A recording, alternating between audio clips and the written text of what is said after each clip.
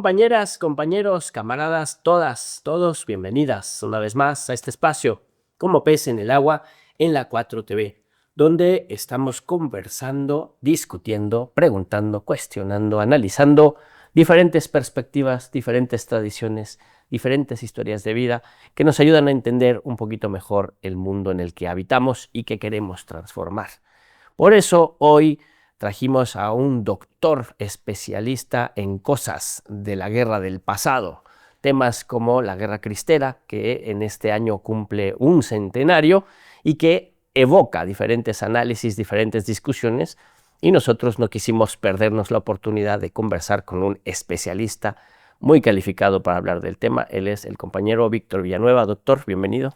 Gracias, al contrario, yo soy el que está agradecido. Es la segunda vez que vengo aquí y me siento muy a gusto. Muchas gracias. Gracias a usted, a ti, Víctor. Víctor es licenciado en Comunicación por la UNAM, licenciado en Historia por la Universidad Autónoma de la Ciudad de México y maestro y doctor por la por la Escuela Nacional de Antropología e Historia, puras escuelas públicas que han llevado a nuestro doctor a tener un alto nivel de estudios, de análisis y de experiencia.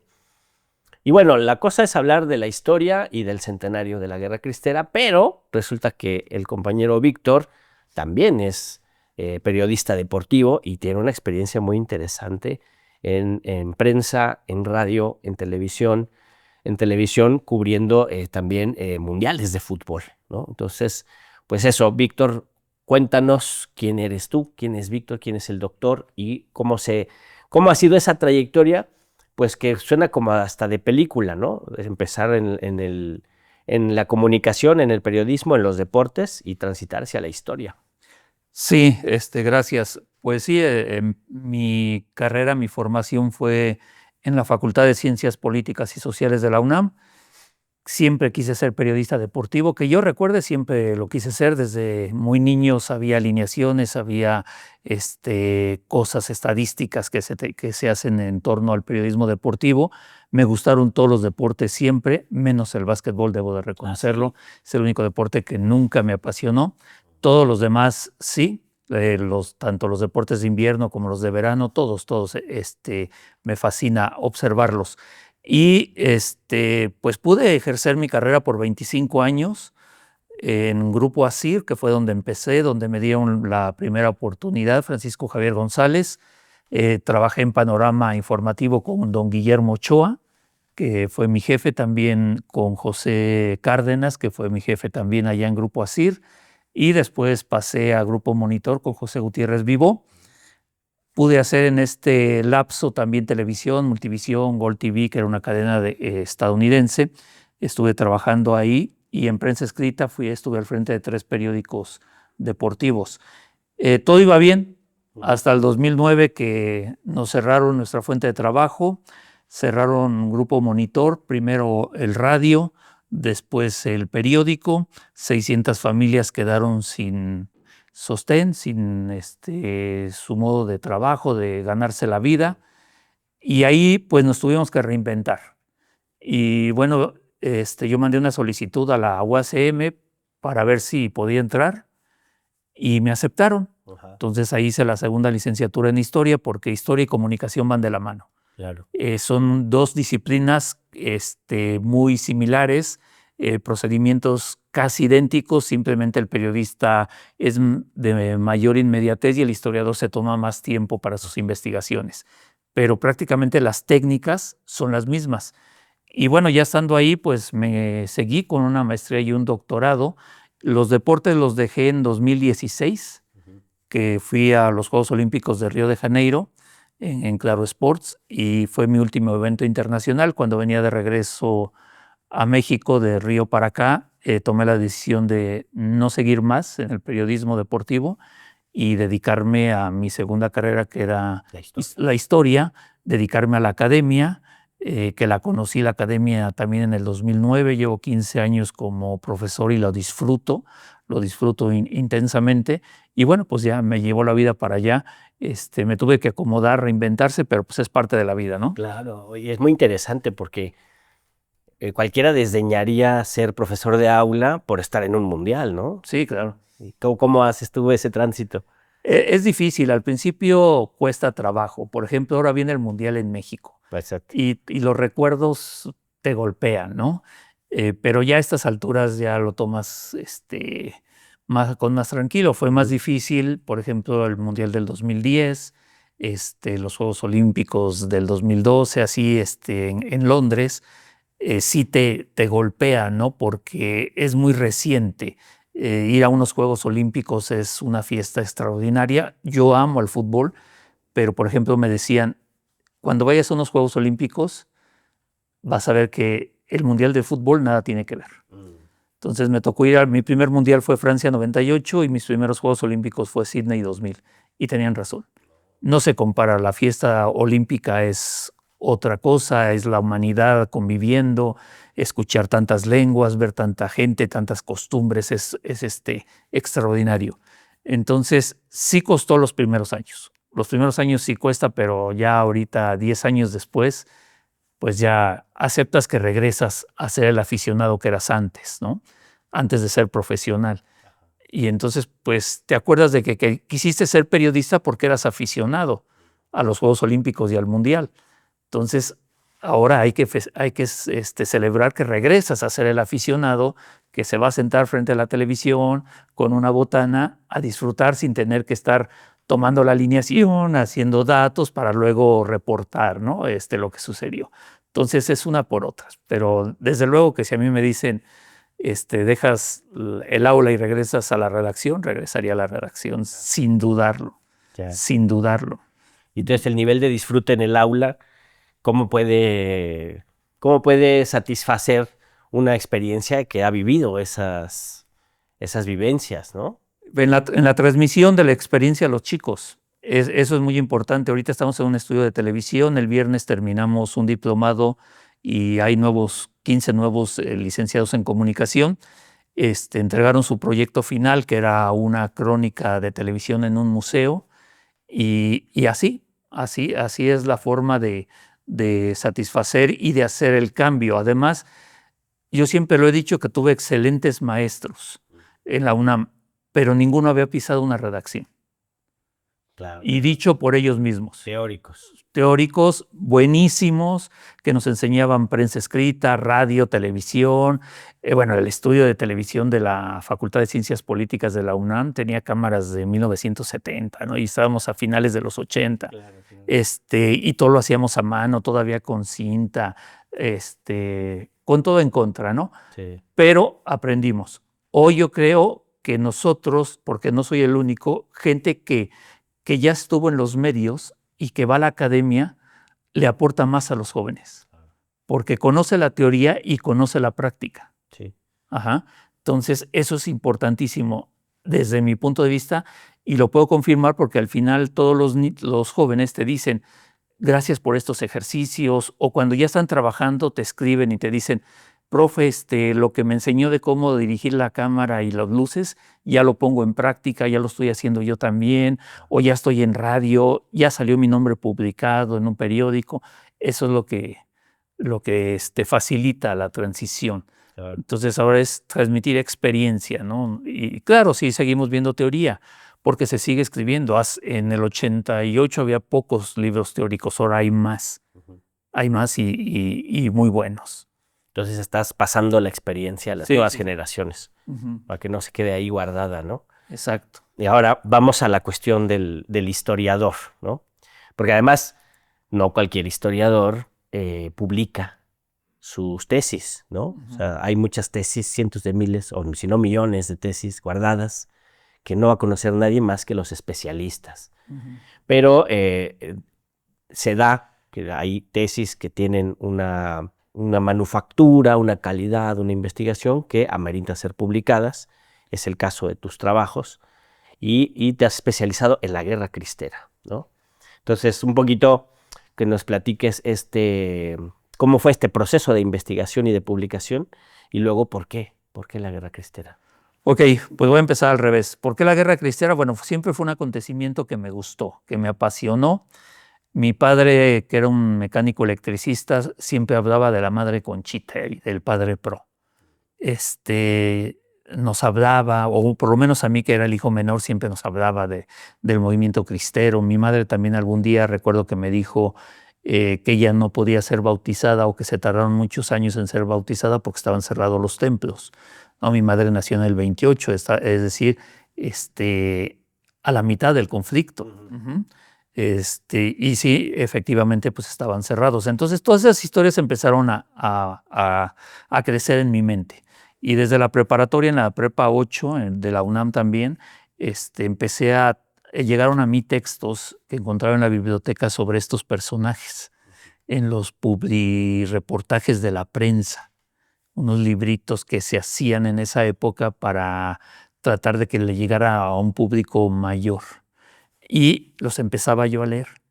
Entonces siempre tuve ese gusanillo por ese hecho histórico.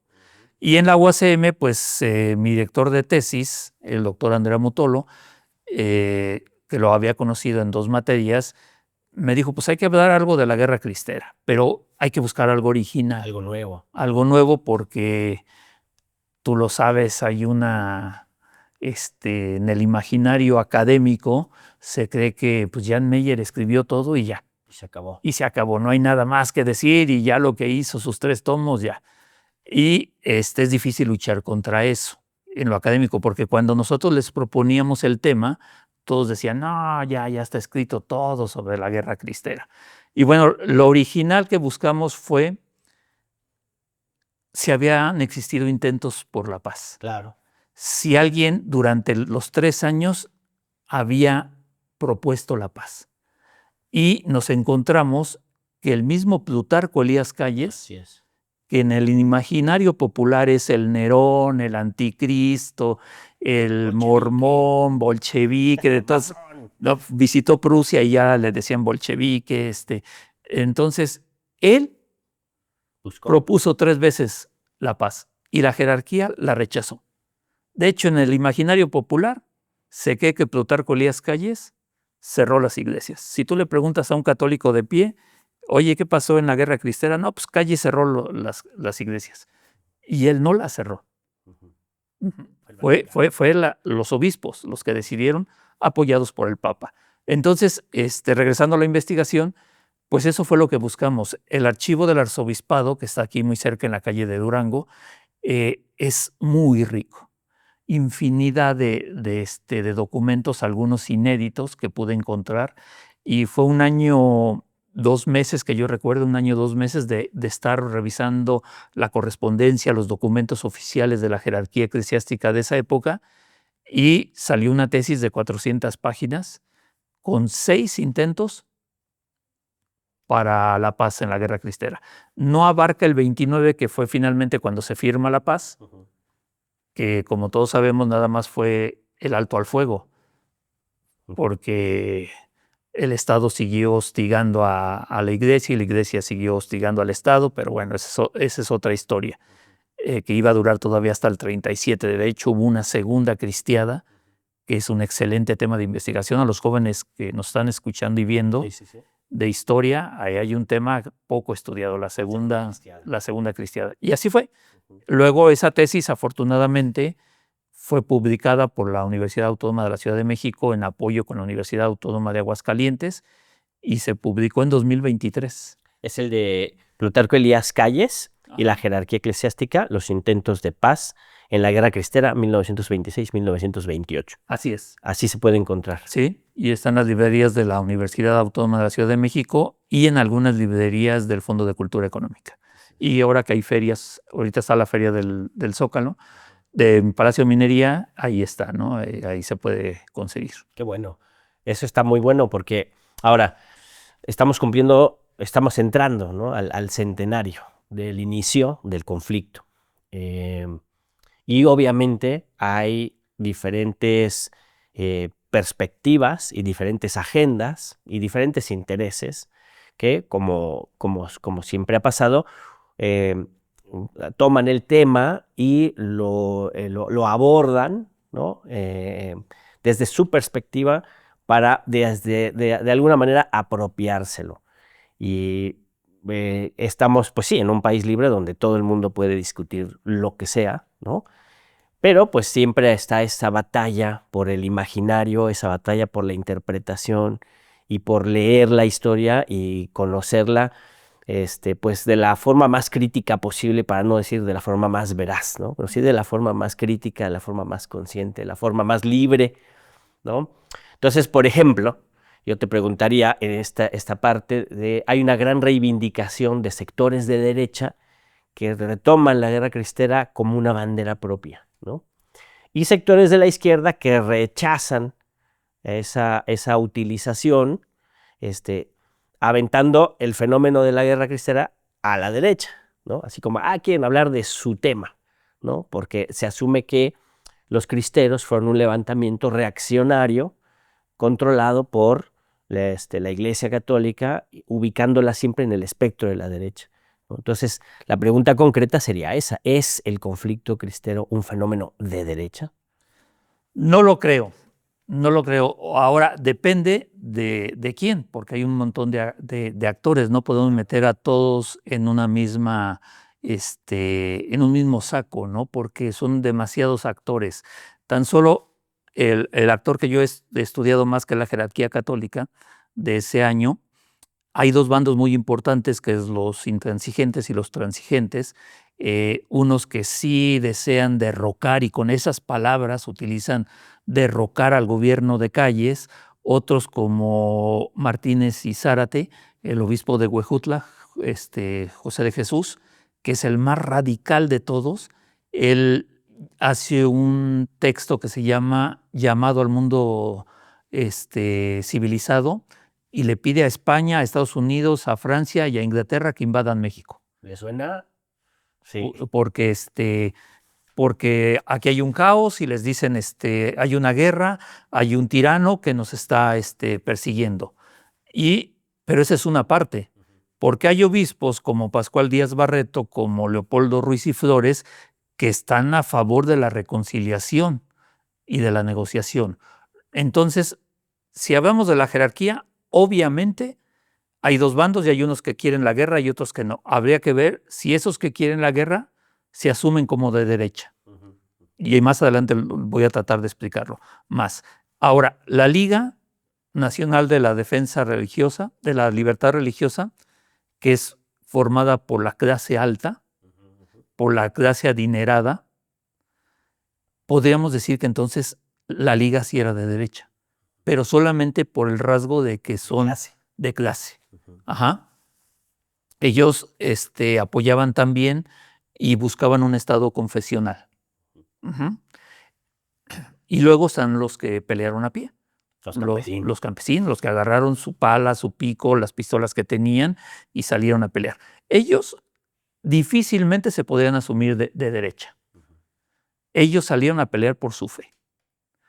Ahora hay que decir también que los obispos, o la mayoría, les pidieron no a la violencia, que no hubiera violencia. ¿Pero cómo? Que actuaran como su conciencia. Ajá. O sea, sí, por un lado les decían no a la violencia, pero si ustedes creen que así van a defender su fe, adelante. Uh-huh. Sí. Y entonces, pues es. Lavaban las manos, ¿no? Sí. Poncio Pilatos. Exacto. Y los cristeros, los de a pie, los campesinos, salieron a defender su fe. No salieron a buscar si somos de derecha, si somos de izquierda, si queremos gobernar o no. No, ellos salieron a defender su fe. Ellos querían que se abrieran las iglesias, que pudieran bautizar a sus hijos, que se pudieran casar, que les pudieran atender a sus enfermos, que hicieran todos los servicios religiosos. Y tenían la idea de que el Estado los había cerrado. Sí, tenían la idea de que eran los sacerdotes, el Estado los que habían cerrado. Bueno, eso lo vamos a platicar más adelante. Pero entonces yo dudo mucho que se asumieran de derecha tanto la jerarquía intransigente, la Liga y los cristeros. Tienen rasgos, obvio. Si lo metemos en el microscopio de los rasgos de la derecha, sí los tienen. Si buscaban el caos, si están unidos a la religión, si buscan acabar con el Estado callista, porque además lo consideran socialista, además lo consideran mormón, además lo consideran bolchevique, y entonces pues sí tienen rasgos, pero como hoy se maneja el término de derecha, no ajusta, o ajusta muy poco, casi nada. Yeah. ¿No? Entonces yo creo que no. Sí, podrían tener reivindicaciones sociales contradictorias con la agenda de la derecha, ¿no? Hoy sí. Uh-huh. Hoy sí, porque se aprovechan del centenario y bueno, no es que sea tampoco nuevo por el centenario. Vemos la película de La Cristiada que hizo este actor, se me escapó. ¿Allí? No, bueno, ese es otro. No, más atrás, Andy García, que fue un artista de Hollywood que le pagaron para venir a hacer la película a finales de los 90, La Cristiada, donde pues los cristeros son los únicos y todavía siguen manejando el discurso de que son prácticamente santos y que estuvieron en una guerra santa, que el Papa nunca declaró guerra santa, nunca, y que el Calles es el anticristo. Es un discurso que ya está acabado. Ajá. En la academia ya no se discute eso. Nos falta llegar a las masas, al pueblo, para que lo entiendan. A 100 años, la academia ya no discute eso. Ya es que no es un tema, ahora usando el lenguaje de la actualidad, no es un tema del mainstream, ¿no? Sí. Porque los temas mainstream pues, es la conquista, la colonia, la independencia, la revolución liberal entre una y la otra, ¿no? Sí. Antonio López de Santana por allí, ¿no? Pero la cristiada queda así como muy relegada. Hay mucha gente que no sabe que hubo una guerra de ese tipo. Y hay otra que sí lo sabe, porque son la segunda o la tercera generación. Y todavía el sábado me encontré y estaba platicando, fui a un evento y estaba un sacerdote y me estaba diciendo, no, es que mi abuelo fue cristero. Y estábamos en Michoacán y tal. Y en la noche estaba en otro evento, en una librería, en una presentación de un libro, y otra persona se acercó y me dijo, es que mi abuelo era de tal pueblo y era cristero. Entonces sí, todavía hay en el imaginario. Sí. Gente que lo recuerda. Lo que buscamos desde la academia es que se den cuenta de que no es solo un sentido y no es solo un cristal por el que se puede ver, que hay un montón de cristales con los cuales se pueden ver. Y afortunadamente cada vez hay más investigadores que están tratando de romper ese esquema o ese paradigma que se quedó por tantos años de que los cristeros son los buenos y Calles es el malo. Exacto. Sí. Claro, es muy difícil, es muy difícil. Un día me presenté en la universidad pontificia ante un público clerical, claro. En su mayoría y callista, ¿no? Sí, las preguntas fueron, no, ¿por qué Calles cerró las iglesias? No la cerró. Es difícil. Sí, es que ese es el tema. O sea, una investigación histórica demuestra que Calles no cerró las iglesias, las cerraron los curas, ¿no? La autoridad. Y con toda la intención de que hubiera la reacción que hubo. Claro, de que la gente se enojara. Sí, ellos pensaban que si cerraban, suspendían el culto, que es diferente a cerrar las iglesias, o sea, no hay servicios religiosos. Exacto. Las iglesias están abiertas, que de hecho el gobierno de Calles mandó a poner avisos en todas las iglesias donde decía, está abierto, puedes entrar y tener tus actos religiosos libremente, nadie te lo impide. Lo que no había era culto religioso. Sí. Los sacerdotes se fueron. ¿A qué protestaron? ¿Por qué? ¿Frente a qué hicieron ese acto de protesta? Porque al final es un acto de protesta, sí. ¿No? Es una decisión política, que es una protesta. ¿Frente a qué protestaban? Frente a la ley Calles, la llamada ley Calles, que era un conjunto de 26 disposiciones que fueron agregadas a la Constitución política. Calles siempre sostuvo y se los dijo a la jerarquía, así como estamos tú y yo hablando en la reunión de Chapultepec, que fue el 26 de agosto de 1920, no, el 18 de agosto de 1926 en el castillo de Chapultepec. Una comisión de obispos se sentó con Calles y Calles les dijo, pero espérenme, yo no tuve que mover ni una coma de la Constitución. Estaba ahí. Lo que hice fue ampliar las sanciones en 6 disposiciones que es conocida como la Ley Calles. Pero la Constitución del 17, que para algunos extremistas es anticlerical, ya hablaba de la separación Estado-Iglesia, ya hablaba de que la educación es responsabilidad del Estado y además es laica, ya hablaba que los templos son propiedad de la nación, ya hablaba del registro de sacerdotes ante gobernación, que eso fue lo que les molestó más porque Calles amplió esa parte, amplió también la parte donde los sacerdotes extranjeros no podían en cierto número oficiar aquí en México, y también el Estado quería controlar cuántos sacerdotes tenía que ver por comunidad. Entonces, pero como bien lo dice Calles, él no tuvo que reformar la Constitución, ya estaba ahí. Y el discurso de Calles frente a Pascual Díaz y Leopoldo Flores en el castillo de Chapultepec es de que ustedes vienen a pedirme que viole la ley, pero yo juré defender la ley porque soy el presidente de la República. Exacto. Hacen bien en venir conmigo porque yo puedo modificar la ley, pero yo no la voy a modificar porque mi obligación y mi juramento es defenderla. Y entonces le preguntan ellos, bueno, ¿cuál es el otro camino? Acudan a las cámaras, soliciten una reforma, como cualquier ciudadano.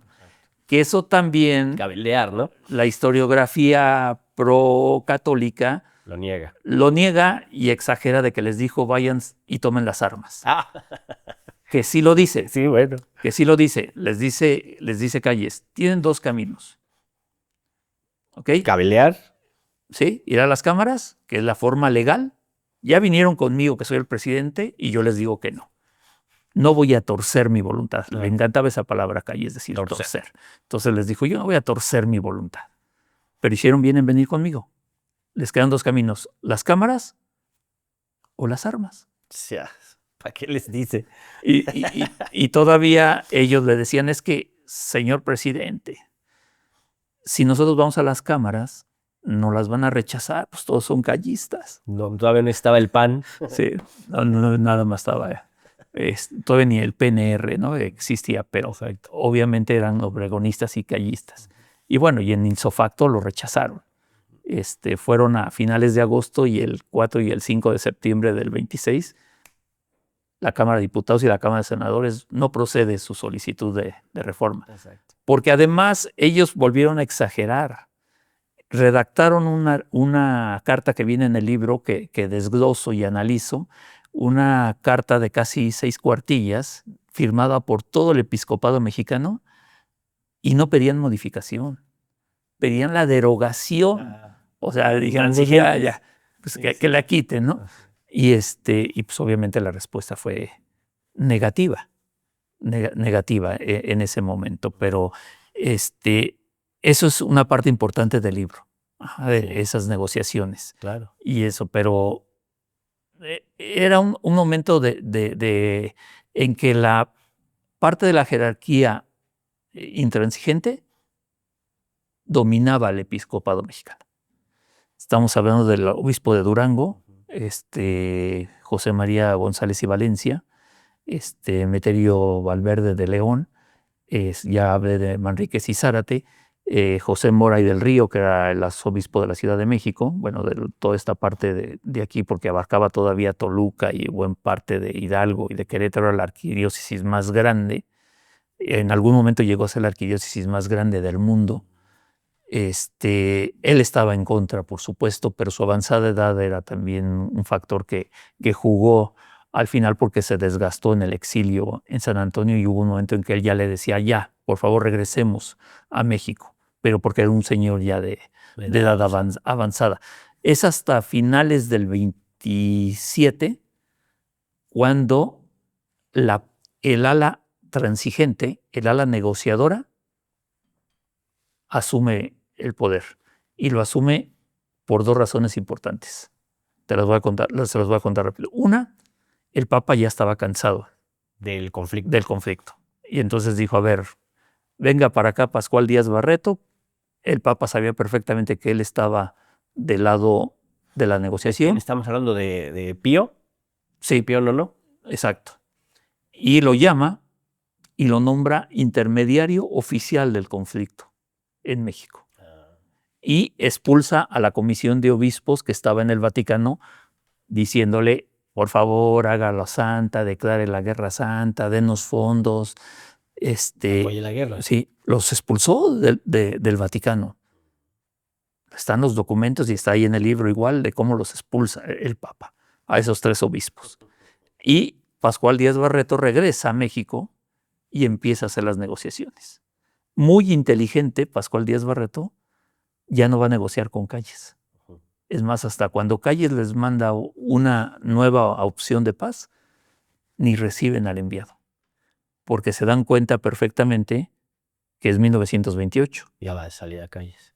Y hay que negociar con Obregón, porque además Obregón es el hombre fuerte del país en ese momento y es el nuevo presidente, es el futuro presidente. Entonces, esa fue importante. Y el ascenso de la ala negociadora a finales de 1927, y porque la otra circunstancia es porque en el Vaticano ya hay una intención de detener. Lo primero que hace Pascual Díaz Barreto es escribirle una carta a la Liga y hacerlos a un lado, porque ya para ese entonces la Liga se había apoderado del movimiento. Ya no eran los sacerdotes. Y eso se dan cuenta perfectamente. Eran las clases poseedoras. Entonces hay que hacerlos a un lado. Incluso les dice el Papa, les manda a decir que gracias por sus servicios, pero nosotros somos los nuevos, los que vamos a tomar el control del conflicto porque se le estaba yendo. O como dice también Roberto Blancarte, que muy inteligente lo dice, bueno, uno de sus mandamientos es no matarás. Hay que entenderlos también. Ellos en su cabeza estaban las muertes y todo, y pues el cuarto mandamiento es no matarás, ¿no? No matarás. Sí. Eso abre un capítulo muy interesante que tú narras en un artículo, que porque además te fuiste, a diferencia de la mayoría de investigadores al respecto, investigadoras, te fuiste a archivos del ejército. Sí. Te metiste a los archivos del ejército a ver los partes de guerra y todo este proceso, y lograste encontrar documentos pues que no estaban conocidos, ¿no? Y narras en ese artículo el tema del ferrocarril de Guadalajara, ¿no? Que también esta historiografía que exalta a los cristeros como héroes, pues les gusta ocultar que en las guerras hay brutalidad, y parte de esa brutalidad fue lo del tren de Guadalajara. ¿Qué pasó allí? Bueno, es un episodio que sí es muy conocido, que no hay un historiador que no lo haya referido, pero como bien dices, siempre se ve del lado de que fueron héroes los cristeros. Era un tren que iba de Guadalajara a La Barca, llevaba parte del tesoro nacional. Los cristeros sabían que llevaba oro, y pese a que el tren iba con una guardia militar, los cristeros fueron más, volaron la vía, lo cercaron, se armó una batalla de prácticamente 2 horas y ganaron los cristeros. Ganaron los cristeros, se quedaron con el oro, mataron arriba a civiles, no solamente a militares, y por si fuera poco le prendieron fuego al tren, con gente adentro. Con gente adentro. Ese artículo, que se llama El otro lado de las balas, y fue publicado por la revista Huicuilco de la ENA, apenas salió el año pasado, sí está con base a los reportes de los generales de esa época. Entonces el general Ferreira, que era el jefe de la zona militar de Guadalajara, le escribe a Joaquín Amaro, que era el jefe el secretario de la Defensa Nacional, bueno, en ese tiempo Guerra y Marina. Él ordena a otro general que vaya a ver, porque que un tren esté incendiado con civiles Es brutal. Y que además se roben el oro de la nación, es un acontecimiento que por supuesto preocupó a Calles, preocupó al general Amaro. Calles también les dice,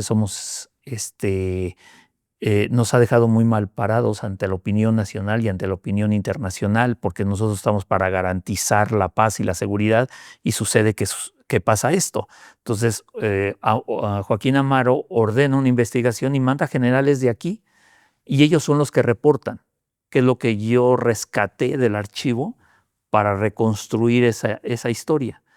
Y bueno, ellos hablan de una crueldad. Empieza el general, ahorita perdón, se me escapó el nombre, empieza diciendo, ni en la revolución se atrevieron a tanto. Ojo, porque estamos en 1927 y la revolución tenía 17 años que había terminado, si no es que 10. Ajá, o sea, ellos tienen presente todas las atrocidades de la revolución, y dice el general, ni en la revolución se habían atrevido a tanto. Así inicia su reporte. Y empieza a platicar de cómo fueron detenido el tren, cómo mataron a toda la guardia, entraron disparando a quemarropa a los habitantes, a los pasajeros, perdón, y después les prendieron fuego. Hay un libro escrito por un cristero donde toma ese tema, y él asegura que el padre Vega, hay dos sacerdotes que... Al mando del convoy. Sí, no, y dos sacerdotes que se volvieron sumamente famosos, porque a ellos sí la literatura católica lo acepta que participaron. O sea, imagínate, solo dos. Y además hay historiadores que dicen, eran como nuestros Panchos Villa. Ándale. Sí. Esa es la visión que ellos tienen. Entonces, al padre Vega y al padre Pedrosa los tienen, seguramente los van a canonizar. El padre Vega fue el que encabezó el ataque al tren de Guadalajara. Y dice este cristero en sus memorias que le fueron a decir, ya habían conseguido el tren, ya lo habían detenido, ya habían matado a la guardia y ya habían sustraído el oro. Y le van a decir, ¿sabes qué? Tu hermano murió en el ataque. Y que entonces el padre Vega enloqueció cuando le dijeron que su hermano había muerto, y ordenó que se quemara con los pasajeros adentro. Y eso lo dice un cristero. Y se atreve a decirlo, mientras hay historiadores que no se atreven a decirlo, sino que lo resaltan y dicen, no, Vega era nuestro Pancho Villa. Y Pedrosa, hasta dicen, Pedrosa después pasó al Estado y se convirtió, o sea, como si fuera un acto heroico, hacerse a un lado de la religión y terminar como miembro del Estado, y que le pidió favores al presidente Obregón, y que estuvo así. O sea, es perdón, a Portes Gil. Así los catalogan. Entonces, lo que quise hacer primero en esto es demostrar que los cristeros hicieron atrocidades porque estaban en una guerra. Obviamente no se iban a quedar con los brazos cruzados. En una guerra... Las guerras no son paseos, ¿no? Los dos bandos. Lo que ha sucedido a lo largo de estos 100 años es que nada más hemos querido ver al Estado como el violento, como el agresor. Pero en una guerra hay dos violencias y hay dos agresores y hay dos bandos. Y ellos también participaron. Estaban defendiendo su fe, pero quemaron escuelas, quemaron hospitales, quemaron edificios gubernamentales, tesorerías, telégrafos, incendiaron trenes, volaron vías, secuestros express. Secuestros express. O sea, llegaban a las poblaciones y agarraban a la persona más rica del pueblo y lo secuestraban. Y luego pedían dinero. Hay quien dice, bueno, pero era para financiar la Guerra Santa. Primero, no es Guerra Santa. Y segundo, no deja de ser un crimen. Un crimen, porque hasta en la guerra hay reglas. Exacto. Aunque no los veamos hoy, en 2026. Pero hasta en las guerras hay reglas.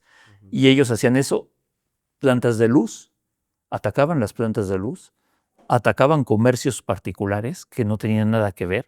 Hay miles de reportes de gente que yo tengo mi negocio y me atacaron. Mi tienda la cerré, pero quemaron la puerta y se llevaron cobijas, zarapes, sombreros, ropa para mujer. O sea, Arrasaban. arrasaban, y le escribía a gente del pueblo también, que le escribía al general Amaro y al general Calles para decirle, ¿quién me va a pagar esto? O cartas de señoras y de hijas que mi padre lo agarraron los cristeros y se lo llevaron. Nos pidieron dinero, les dimos el dinero y nunca nos regresaron. Sí, sí, como los peores criminales. Y seguramente muchas de las víctimas pues eran católicas, ¿no? Sí, sí, sí. Sí, porque... Ni siquiera no era un pueblo ateo masónico bolchevique, pues era el pueblo de México. Sí, sí, sí, como lo ha dicho el doctor Helio Masferrer, ¿no? Era una guerra civil porque... Entre católicos. Entre el 99% eran católicos, ¿no? Exacto. O sea, los soldados seguramente también eran católicos y estaban matando a católicos, y los católicos, los cristeros, a los militares. Así es. Sí, que son las élites ahí controlando Sí, a las masas para que se confronten. Sí, sí, sí. Mientras ellas están allá en el Vaticano exiliadas. Sí, sí, claro. ¿No? O las otras acá, las adineradas, ¿no? Sí, sí, los obispos mexicanos estaban en San Antonio. Ah, Ahí estaban la mayoría. Algunos sí se quedaron, que eran los menos, pero la mayoría, estamos hablando de 22, 25 obispos y arzobispos que están en el colegio de Moctezuma en San Antonio, Texas. Fíjate. Desde ahí viendo. Y ahora hay una recuperación, ¿no? Ya ahora sí que para cerrar este bloque y abrir la despedida. Hay una recuperación, 100 años del inicio de la guerra. Tú estás metido en organizar una serie de eventos, una serie de discusiones, una serie de publicaciones. Adelántanos cómo va este proceso. Sí, desde el año pasado estamos trabajando un grupo de investigadores encabezados por el doctor Yves Solís, de Prepa Ibero. Estamos haciendo un programa de 4 años de duración, 26, 27, 28 y 29, en donde va a haber presentaciones. De hecho, ya está confirmado que en octubre de 2026 va a haber un coloquio, perdón, un coloquio en la catedral. Sí, voy a tomar agua porque ya se me cerró, perdón. No te preocupes. Perdón, una disculpa. En la Catedral Metropolitana, en la Plaza Mariana de la Basílica de Guadalupe, y después nos vamos a presentar varios de estos investigadores en el Santuario de los Mártires en Guadalajara. Esos 3 eventos son los más importantes del 26, pero además va a haber un podcast, va a haber libros. El próximo libro sale en agosto, que es un libro de divulgación, que lo que estamos buscando, todos los que hemos participado ahí, es no profundizar, sino que la gente conozca. Hubo este conflicto a 100 años y cada quien desde sus investigaciones. Por ejemplo, mi participación se va a reducir a que hice el resumen del libro de Plutarco Elías Calles y la jerarquía, y hago un resumen de las 6 negociaciones. Ese va a ser mi artículo.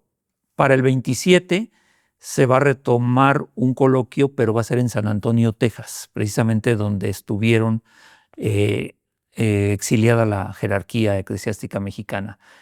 Para el 28 vamos a movernos a Milán, porque en Europa también se habló mucho, se habló muchísimo. Entonces hemos sido invitados también para estar allá. Y el 29 va a ser el gran cerrojazo con los arreglos, en donde se firmaron en el castillo de Chapultepec. Qué bien. Pero durante todos estos 4 años va a haber publicación de por lo menos 3 libros cada año, podcasts, también por lo menos 2 o 3 meses que los investigadores estén exponiendo sus hallazgos, y clases maestras, también a través de las plataformas digitales que todos conocemos, y conferencias en diferentes universidades. No somos los únicos, por supuesto. casi todas las instituciones educativas le están entrando a esto, porque pues no se puede dejar pasar, ¿no? Es un acontecimiento muy importante y nos sentimos afortunados, o por lo menos yo me siento afortunado de que mi objeto de estudio esté llegando a 100 años, ¿no? Sí, claro. Y te repito, y les repito como hace un momento, que todavía hay gente que te habla y te dice, sí, mis abuelos fueron cristeros y le hacían esto y les pasaba esto, o tenemos documentos, o tenemos fotografías, o tenemos banderas, el brazalete que usábamos de cristeros, los tenemos. Entonces, todo eso es muy interesante. También estaba escuchando a una maestra de la Ibero, Laura Camila, que hablaba de que en Sudamérica también se percibió el movimiento cristero. Claro. Obviamente desde otra perspectiva, Ujú. pero también hubo resonancia y está haciendo un trabajo a partir de Colombia, Argentina, Brasil, de cómo se recibió y cómo se hablaba y se interpretaba el movimiento religioso de México. Claro. Es muy interesante y eso es lo mejor porque cada vez, como decía hace rato, hay más investigadores que encuentran una beta original. Claro, sí. Y entonces estamos buscando balancear. O por lo menos esa es mi intención y siempre lo aclaro en los artículos que he escrito últimamente. También escribí uno para la Universidad de Palermo sobre la participación de los sacerdotes y, por ejemplo, mi investigación aportó 16 nombres nuevos de sacerdotes que participaron. Nombre y apellido. Directamente en el conflicto. En el conflicto que están en los archivos de Sedena. Claro. Que también aclaro, es una parte. una parte y es muy parcial porque es lo que decían los militares, pero aparecen 16 sacerdotes con nombre y apellido, además de los de Pedrosa y de los únicos dos. Vega, sí, que reconocen del otro lado. Entonces lo que estamos buscando es equilibrar, por lo menos esa es mi idea, ese es mi aporte. Cuando se acercaba el centenario dije, mi aporte tiene que ser buscar equilibrar. Obviamente no tengo el nombre de famosos de los demás, pero es mi aporte, ¿no? Tratar de que alguien encuentre el otro lado de lo que pasó. Sí, a mí me parece muy importante porque justo mientras más se conoce un fenómeno tan complejo, donde hay tantas aristas, donde hay tantas vertientes, ¿no? Que no se puede encasillar así de manera cerrada, dogmática, así como esto es un conflicto de la derecha, ¿no? Mientras más se profundiza en esa complejidad, más difícil es que alguien se la apropie y diga yo soy el heredero de esta tradición, ¿no? Sino que más bien es uno de los fenómenos que sucedieron en nuestra historia, que además eso también para los historiadores es algo muy afortunado, ¿no? La historia de México es una historia con un montón de eventualidades y personajes y procesos y bueno, guerras así, ¿no? Y pues nadie puede adueñárselas en función de que la gente las conozca y se observe que son fenómenos complejos, ¿no? Así Y es. que nos pertenecen a todos, ¿no? Al final todos somos herederos de este proceso histórico. Y Víctor, agradezco mucho que estés acá con nosotros.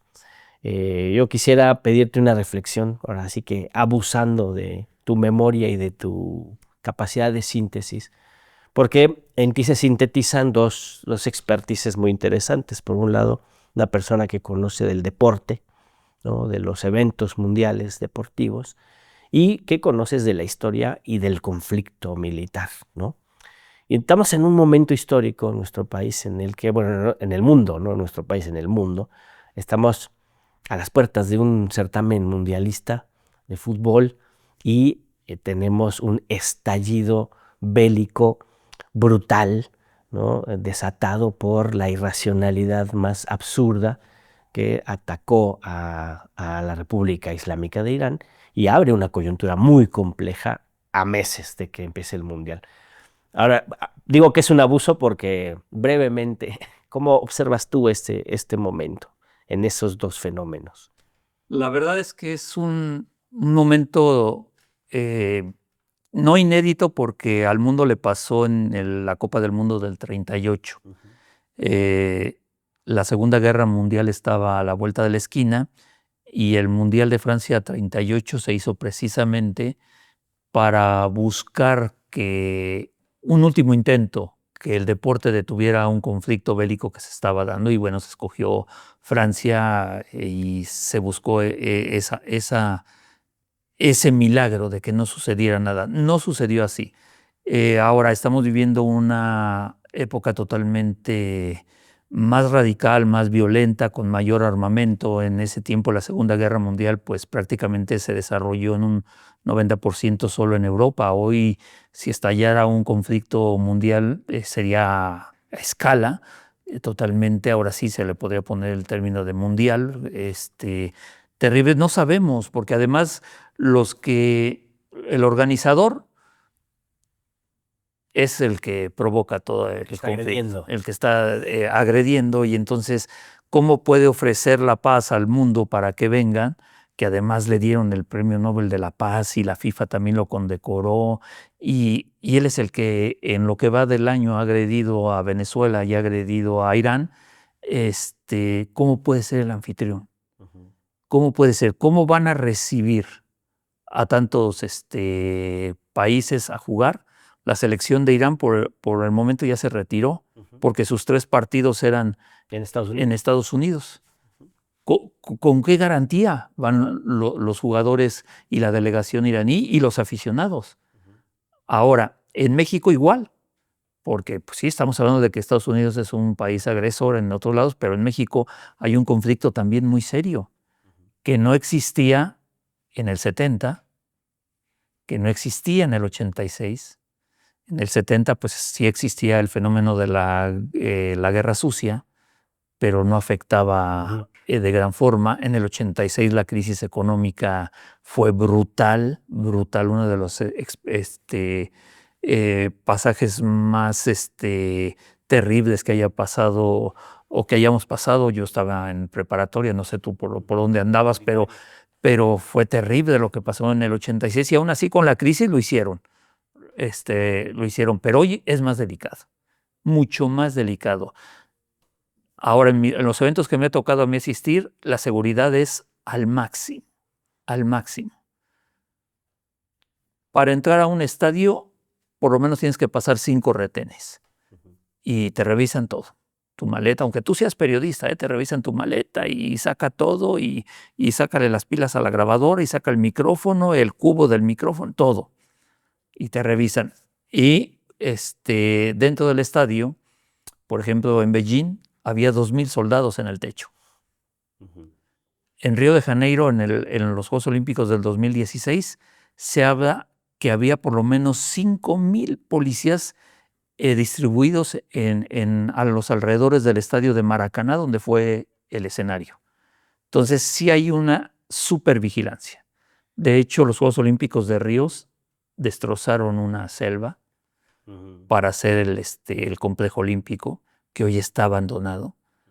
Hicieron una línea del tren, pero aparte de la seguridad del metro, donde solo te subías con gafete de atleta o de periodista. El pueblo no se podía subir a ese metro.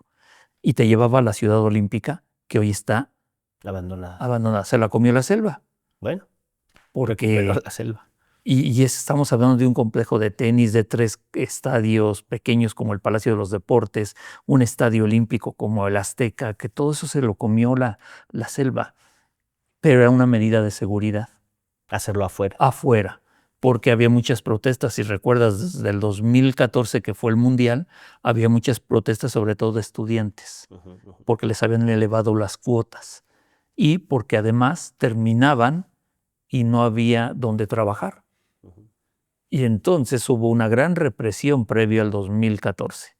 Todavía en el 2016, que fueron los Juegos Olímpicos, todavía se hablaba de manifestaciones en la calle, pero controladas. Entonces, yo creo que que México nunca estuvo en condiciones de organizar un evento así. Era un acuerdo hecho tiempo atrás, ¿no? Tiempo atrás. Sí. La FIFA con gobiernos anteriores. Sí.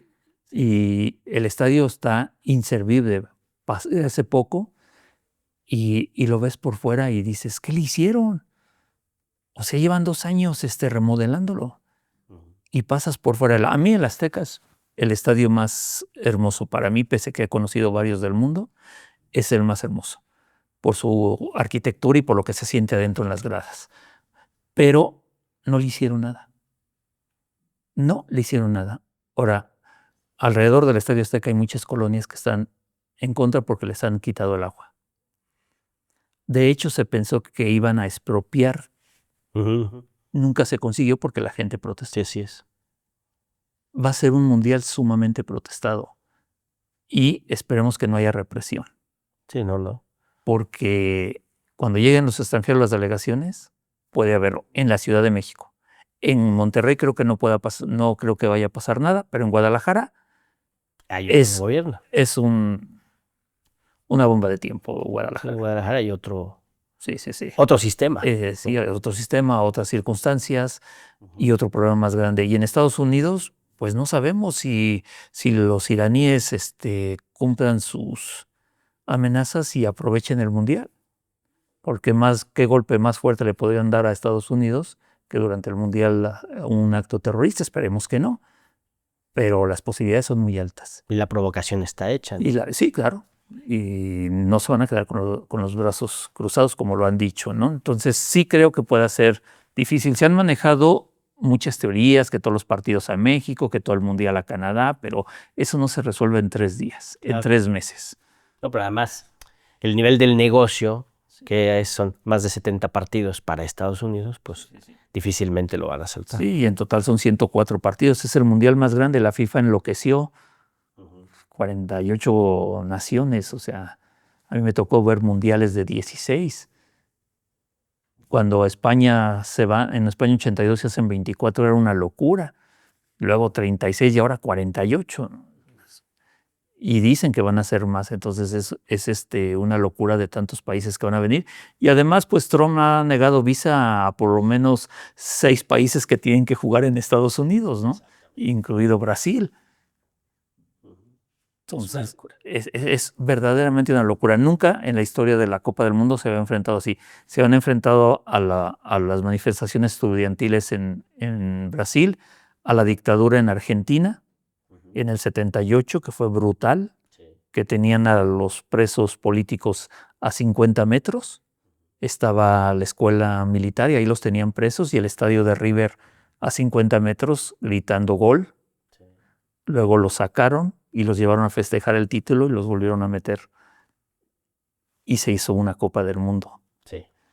En 38, pues ya lo dije, estaba en la guerra encima, y en el 34 que Benito Mussolini dijo Italia es campeón del mundo. Y háganle como quieran. Y hay historias así, un Italia-España en semifinal fue un atraco a España, pero Italia tenía que ser campeón del mundo, porque Benito Mussolini lo dijo, ¿no? Entonces, Y era de la España de Franco, ¿no? Sí, claro, sí. Bueno, entre fachos te verás. Así es, entonces siempre ha estado rodeado de algo la Copa del Mundo, pero no tan fuerte como hoy. Sí. Y no tan desquiciado el mundo como está hoy. Sí.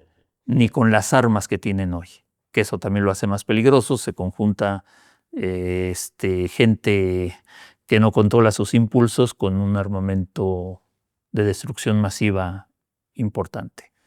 Sí. Entonces no sabemos lo que vaya a pasar, pero esperemos que todo salga bien. Sí, bueno, pues somos pacifistas antes que todo. Exacto, ¿no? Aquí somos pacifistas, nos gusta la democracia, nos gusta la libertad y nos gusta el fútbol también. Y la humanidad. Y la humanidad, exactamente. Muchas gracias, doctor Víctor. No, al contrario, gracias, Molay, por esta invitación. Pues ha sido un auténtico placer, espero que ustedes lo hayan disfrutado. Acá se habla de historia, se habla de fútbol y se habla pues de lo que pasa en el mundo.